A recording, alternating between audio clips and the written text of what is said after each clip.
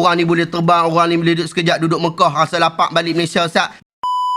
Kritikan terhadap saya. Jom kita tengok video berkenaan sama-sama. Kalau yang berpahaman Mujassimah dan yang fahaman satu lagi tu, dia tak ada ilmu kalam, dia tak mau, dia tak pakai. Sebab itu dia tak erti. Syiah pun ada ilmu kalam, tuan-tuan. Sebab itu dia tak boleh nak terima, dia tak boleh nak faham. Kalau cerita wali-wali ada ilmu kalam, tuan-tuan tengok ada satu tu, Syihabuddin Ahmad duduk Raja Ulai. Dia tak ada tasawuf, dia tak mengaji, dia tak faham benda-benda gaib ni, benda yang berlaku. Karamah al-awliya tu ada.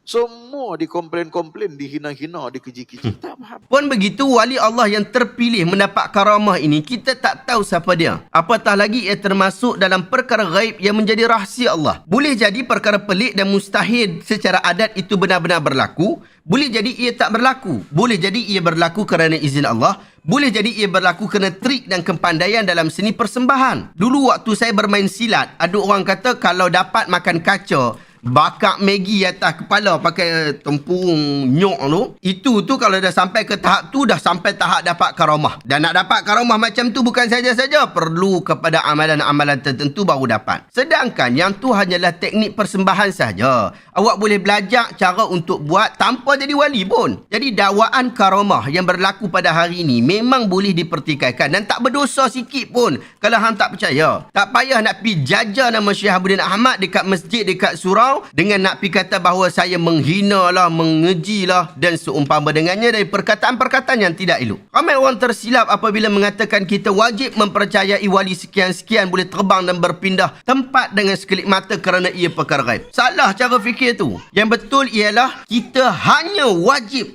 percaya kepada gaib dan karamah yang disebutkan oleh Al-Quran saja. Selain daripada tu, tiada kewajipan. Mempertikaikan perkara pelik itu adalah sangat wajar kerana ia memang pelik. Maka yang pelik itu perlukan kepada pembuktian. Masalah kita ni sahabat-sahabat, semua benda yang kita dengar, terus kita kata itu sebagai karamah. Sedangkan riwayat yang sampai kepada kita pun belum tentu benar. Bahkan kita tengok apa yang ustaz itu sebut pun tak betul disebut tentang saya. Riwayat tentang saya yang masih hidup ni, yang saya cerita kepada awak ni, yang saya dah buat video hampir setiap hari ni pun, ustaz itu boleh riwayat dengan salah, boleh faham dengan salah. Lagilah apa yang disebutkan oleh orang-orang yang dia tak tahu siapa yang sampaikan cerita yang kononnya karamah. Orang ni boleh terbang, orang ni boleh duduk sekejap duduk Mekah, rasa lapar balik Malaysia, Ustaz, balik kat Patani, Ustaz, kemudian balik semula ke Mekah makan pulut durian. Sedangkan Nabi SAW sebut kafa bil mar'i kadhiban an yuhadditha bi kulli ma sami'. Cukup seseorang itu dianggap sebagai berbohong apabila dia menceritakan semua benda yang dia dengar. Hadis ini sahih riwayat Imam Muslim.